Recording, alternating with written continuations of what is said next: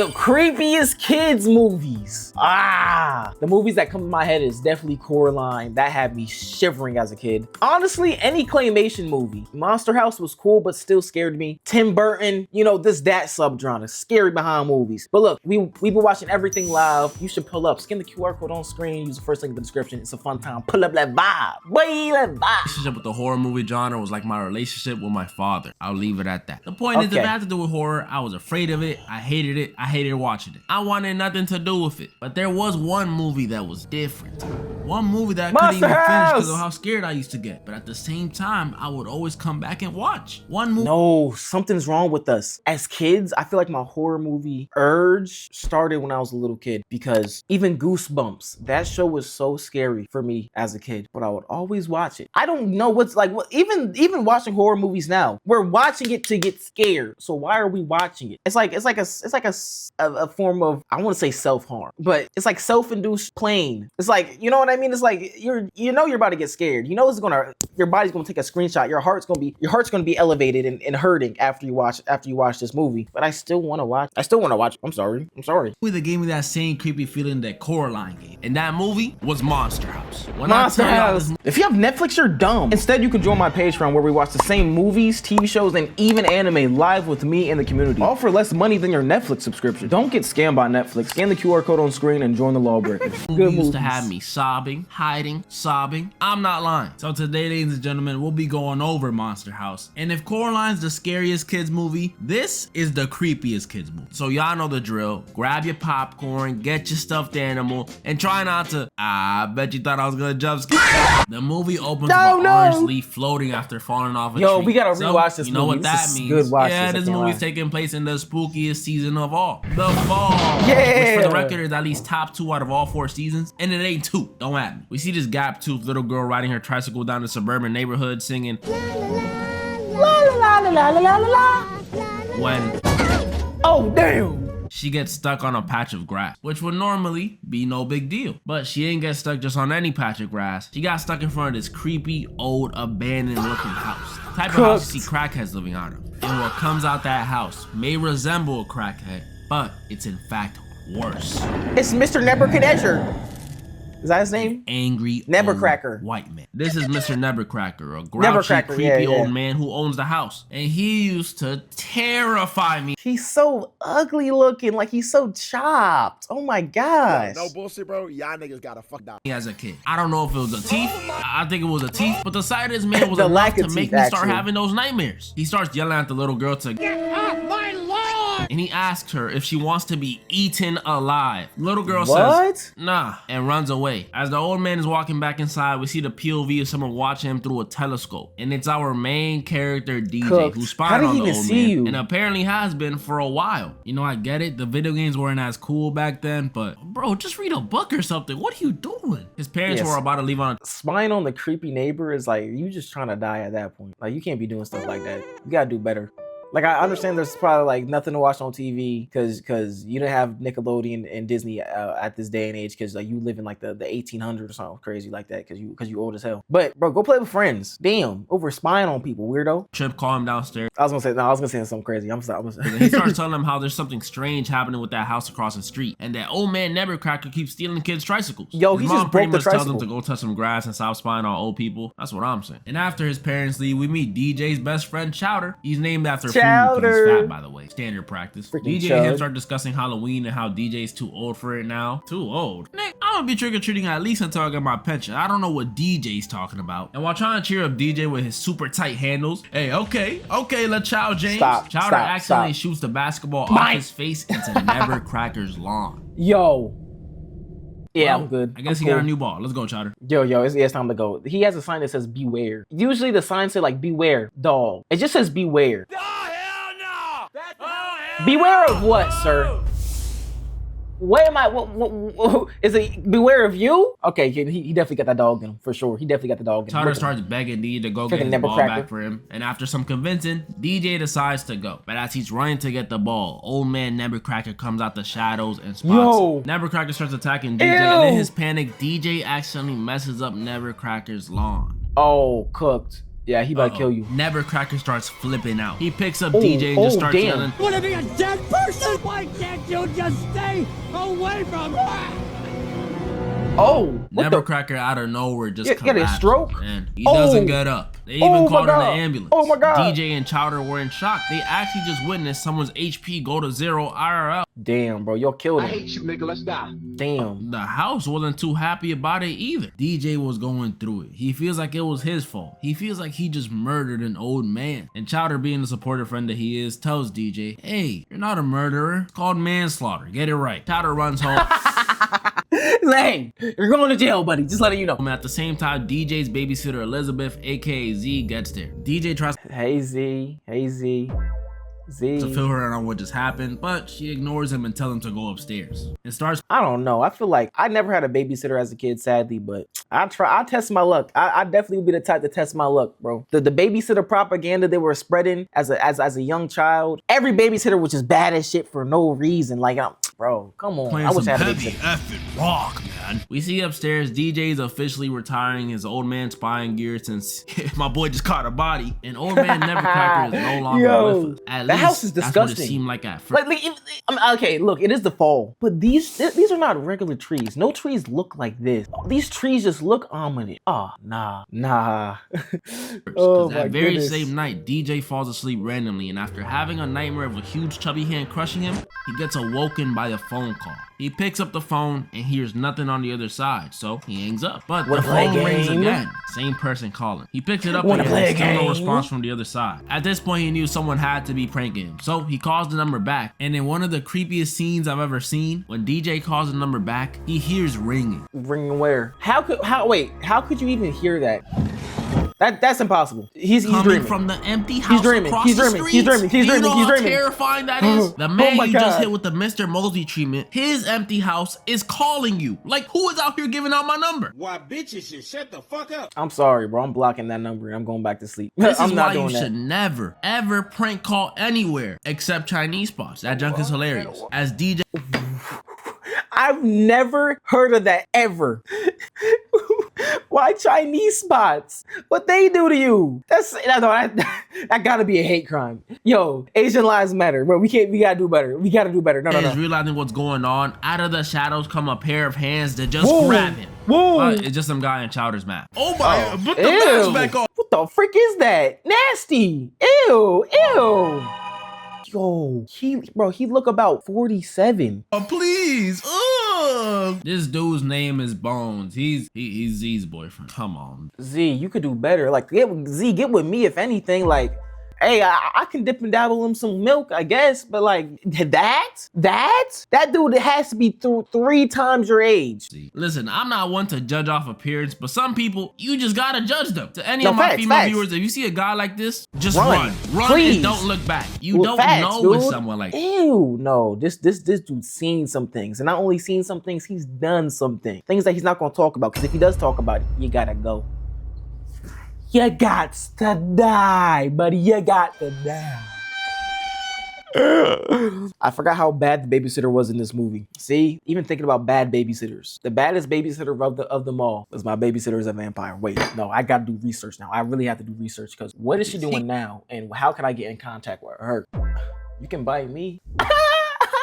Wait, my babysitter is a vampire. Where's she at? 33? 33? Look, I'm 23. I know you got a decade on me. That age is just a number. You don't gotta worry about that, baby. You don't gotta worry about that. Oh my God. Yeah, you can bite me all over. Hey, turn me into a vampire. I don't care. We can live forever. Come on. Sorry. I'm getting sidetracked. I'm getting mad sight. But I'm definitely following her on Instagram. Okay. He could have a drug problem, be a vampire, or work at Spencer's. It's too much of a risk to take. Oh, God. Z tells DJ to not snitch or she'll snitch that he's up past his bedtime. But DJ tells Z he's only up because he's been receiving phone calls from Nevercracker's house, which may sound normal. On second thought, not really. Why would an old man be calling a 12-year-old at 11 p.m.? Until you take into account the fact that Nevercracker is dead. Z and Bones make it seem like they really believe him. A phone call from beyond the grave. But they really don't. Jeez, bro. It says no one's believing. Yo, no, he gotta die. He gotta die. You can't be roaming this earth looking that chopped. I'm sorry. Yo, no bullshit, bro. Y'all niggas gotta fuck. 2026, all chopped niggas gotta die. About the phone calls, DJ calls up Chowder. He asks him if his parents are home. Chowder says no. All my homies cute. Simple. I only keep cute homies around me. Chop niggas gotta go. His dad's at the pharmacy and his mom's at the movie theater with her personal trainer. What the? Movies with your personal trainer? She's cheating on him. They agree to meet up at this place they call the Danger Zone. And at the same time, we see downstairs after Bones tells Z a story about Nevercracker taking his kite when he was little and possibly eating his wife. Bones gets thrown out for trying to pull some weird stuff with Z. And after, instead of going home, he decides to taunt Mr. Nevercracker now that he's dead. He's about to die. He's about to die. He's tripping, dude. The sign says beware, and you're willingly going. See, you must think you got that dog in you. You don't. I'm Chopped Law. Bushido. I don't know what to tell you, but Yo, no bullshit, bro. Y'all niggas gotta fuck die. I'm sorry. It had to be like bottles, stepping on his lawn, tearing up his lawn. He was finally getting back for his kite, but in a turn of events, when he looks up, he sees his kite. But for some reason, it's floating, it's going. It's moving like Pennywise. Kites are supposed to do that. No.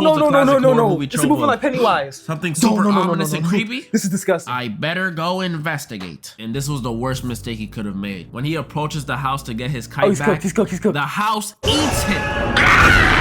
Oh my god, he's dead. Oh my god. Ate him. He's gone. Yo, would I rather want to verse Pennywise or the Monster House? I don't know. They moving mad similar. That means DJ's suspicions were right, which makes things even scarier because after meeting up at the Danger Zone, which is just a good. Okay, no. You just said you rather verse Pennywise. Who said Pennywise? Because you got a death wish on your hands. Pennywise is too much. It's too much. No. I'm not, especially after watching Welcome to Derry. By the way, the shameless plug, we watched it on the Patreon. It's gonna be on the main channel soon. Too much, dude. I'm not doing that. Construction site. DJ brings Chowder back to that very same house to prove to him that it's haunted. Chowder doesn't believe him at all because the house is not moving, and he's like, this is why nobody will sit next to us at lunch. Nah, these dudes are really the Greg and Rowley before Greg and Rowley. No, and in the worst decision ever, Chowder decides to prove so the house accurate. is not haunted by going to ding dong ditch it. DJ tries to stop him, but it was too late. Chowder was already going prone, and he was so confident the house wasn't haunted that when he gets to the door. Why did the bottle just sink into the floor? What was that about? No. I don't like that. I don't like that at all. That actually just like made me feel like weird in my stomach. Did the grass just eat the bottle? Okay, yeah, I'm cool. Or he starts taunting Nevercracker's death. Damn, Chowder, you cold. But the second he rings that doorbell and hears that Stranger Things season 4 sound effect, he knew this house wasn't regular. Chowder starts to run as the house's rug tongue tries to grab him. Oh my god. And it lets out a huge screech. I'm sorry. Ew. You're telling me not a single neighbor heard the 3-bed, 2-bathroom house scream in the middle of the night in a suburban neighborhood? Cap. This is more than likely a white neighborhood, so the cops would have been called immediately. Hey, hi. Yeah, they're playing their hip hop again. They run inside and stay there until the sun comes up the next day, which is probably the best thing they could have done. And that's where we meet the biggest paper chaser, cheese getter, guala maker, Jenny, who's trying to sell candy to houses so they won't get TP'd on Halloween. I respect the hustle. The boys meet her after watching her through a telescope. Yo, I don't know. See, I don't know if it's, again, it might be the propaganda that was just instilled into my head as a kid. But I did love a snow bunny as a kid. I ain't gonna lie. I feel like when it first started changing, it was my babysitter's a vampire. That's when I started realizing, oh, I think I like more than snow. I want to play in dirt also. You know. Now I play it in all. I play in anything. Go. All right, come on, y'all. And they see her approaching the same house that just tried to attack them. I definitely had a crush on this orange haired kid. I'm not gonna lie. I definitely did. Night. So they rush outside and tell her to not get any closer to that house. She doesn't know what the frick they're talking about, so she asks if they're mentally challenged. Damn, Jenny, you cold. And since she was distracted, the house took this opportunity and attacks her, lifting her in the air in broad what the daylight. frick is By the going way, on? there's not a single person seeing this. Disgusting. No one walking their dog, going on an afternoon run, nothing. The boys save her from getting eaten, and thankfully Z comes out at the perfect time and the house stops attacking. Z goes home, so zero chance of getting help from her, and the boys and Jenny regroup upstairs. But before they could come up with a plan to stop the house, DJ and Chowder, especially Chowder, were trying to put the moves on Jenny. Did you even brush brush your teeth? Back up, Pepe Le Pew. Jenny, obviously uncomfortable, leaves the room real quick, and the boys start fighting after Jenny finds a 2-liter full of piss on their desk. Come on. Dude, at least throw the bottle out when you're done. Like, sometimes you gotta go and you got to go, but don't leave that out for decoration. You scaring the huzz away, dude. What's going on? Brother, Come on, y'all. Jenny comes back and tells the boys, although they're clearly mentally challenged, she's willing to stay and help them figure out what's going on. For real, stop this house, bro. Please. It just ate the dog, bro. The dog. Yo, why the dog get snatched up like that, dude?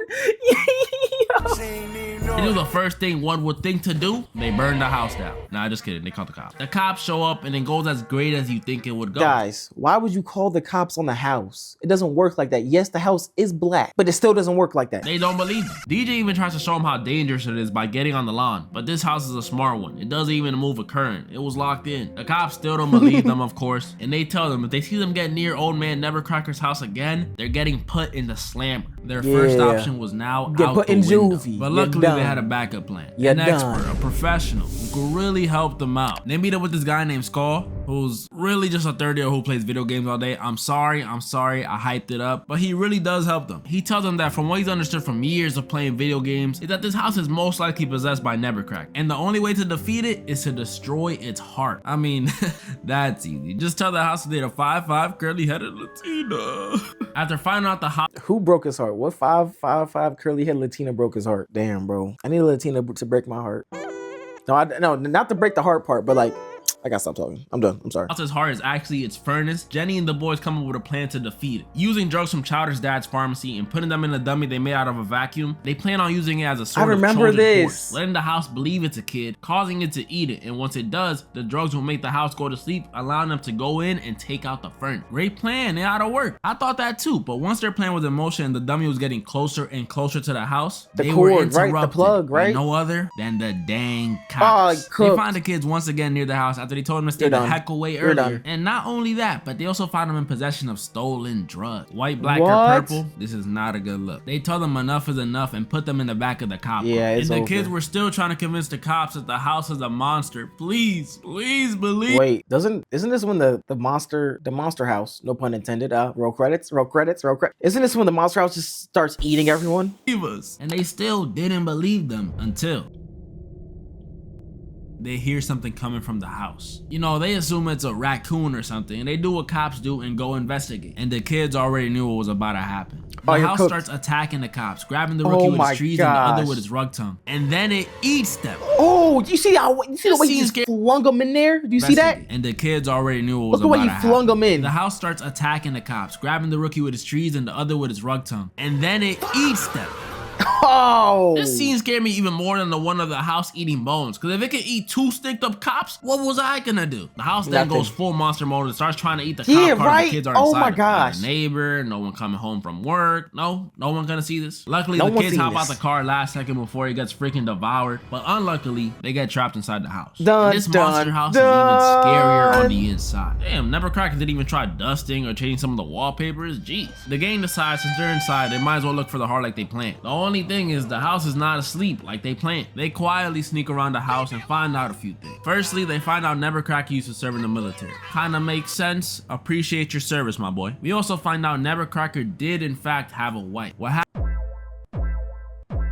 Hey, he like him a nice hog woman. He like his hog woman. He like to be able to hold both. He like to be able to hold one cheek in both hands, if you know what I mean. Happened to her? We don't know yet. And after some more snooping around and almost getting caught because Chowder mistaked the uvula for the heart. Come on, Chowder. They eventually. No. He didn't mistake the uvula for the heart. That's not what happened. I remember this scene vividly. He thought the house was a girl. He thought the uvula was a vagina. Find themselves in the dark and creepy basement of the house, where instead of finding the furnace, they find themselves surrounded by hundreds, that's like the main thing I remember thousands from this movie. of toys Nevercracker has stolen throughout that the was years. So funny. I don't sit right with me. But the creepiest thing they find down there is a cage, and not a dog cage, a human-sized cage. The kids are obviously super hesitant to approach. I mean, it's a human-sized cage in the creepy man's basement. You don't want to open that. But eventually they do unlock, and what they find traumatized me, and I assume everybody else who watched watched this movie when they were little. They find the body of Nevercracker's Oh wife my God. covered in cement. Oh my God. Yeah. The kids are obviously shocked to see the body down there. Because not only is it traumatizing, but it also proves Nevercracker didn't actually eat his wife. Something else happened to her. And while trying to piece together what could have happened, DJ trips, shattering the cement shell around Constance and revealing her skeleton underneath. How did they greenlight this for a kid's movie? Messing with the body leads the house to realize the kids are still in there, so it starts looking for them. And after some hiding and almost being eaten because of Chowder, again, Chowder, come on. The kids get vomited out the house thanks to Jenny pulling on the uvula. Phew, they somehow made it out, but things were not good. Chowder and DJ start arguing, and Chowder says he's done trying to take down this house. Jenny interrupts and tells them they're both acting like babies, and can we get off the property first? the house can easily just swoop us up and throw it back in his jaloop, and I don't want to be house meat. I'm cool off that. DJ says, we are baby, and then he starts to leave. All right, y'all, there's a killer house on the loose. This is not the time to be doing this, not the time. But before DJ could cross the street to get back to his house, he nearly gets hit by a car. Oh my God. Not just any car, but an ambulance. And the person that comes out that ambulance is someone no one expected. Old man Nevercracker back from the dead. Excuse me? The kids were so shocked to see him, they thought they were seeing a ghost. But no, Nevercracker is actually back. And that's when we figure it out. Nevercracker wasn't the one possessing the house. His deceased wife, Constance, was. He never killed her. He loved her. We learned they met back in the day when Nevercracker was still in the military. He met her at a circus freak show, and she wasn't in the crowd. She was actually the freak being made fun of because she was fat. Okay, I get the fact that she was putting up TLC numbers, but come on, bro. That's messed up. My 600-pound life, such a fucking chud. But it didn't matter because Nevercracker was in love. So in love that he eventually helped her escape the freak show and he was trying to be Superman, bro.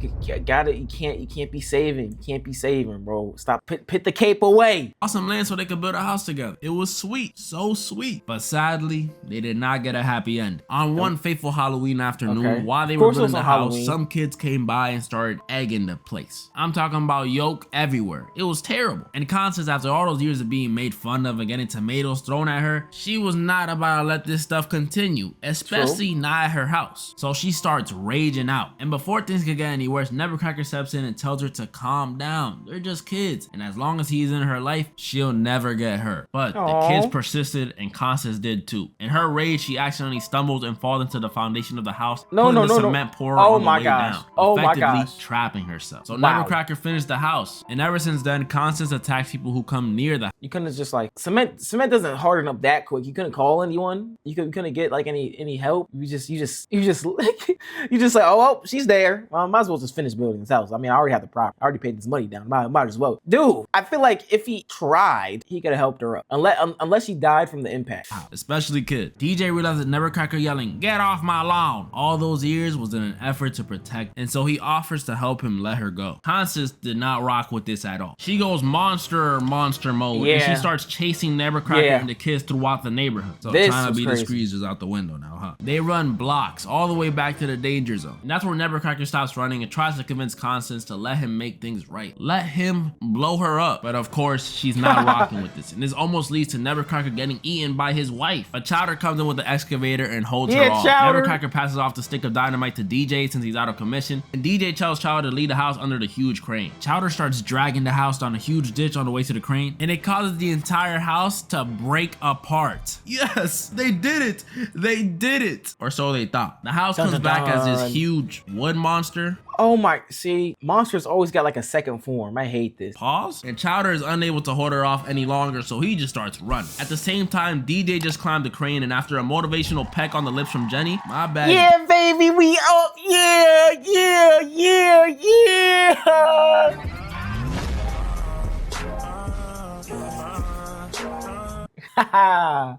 One kiss is all it takes. Fall in love with me. The possibilities. One kiss is all. Yeah, you know. DJ mentally challenged Rizzler. He musters up the courage to crawl on the crane, and with an assist from Jenny, he swings down and drops the dynamite in the chimney of the house, effectively saving Chowder and stopping the house. Yes, they did it. They did it. But while the smoke is clearing, they hear something. They look over and see Mr. Nevercracker and the ghost of Constance dancing together before she fades away. What? A truly sad moment. Very sad. So does she go to heaven or Nevercracker gives the kids a big thank you for freeing him and his wife. And the movie ends with the kids and Nevercracker giving some of the toys back, the boy saying bye to Jenny, and DJ realizes he's not too old for Halloween. That's what I'm saying. But hold up. Some of y'all may be wondering, what happened to everyone that got eaten? Well, I didn't notice until recently, which is probably why I thought this movie was even scarier, but they all made it out. The dog, the cops, and even Bones.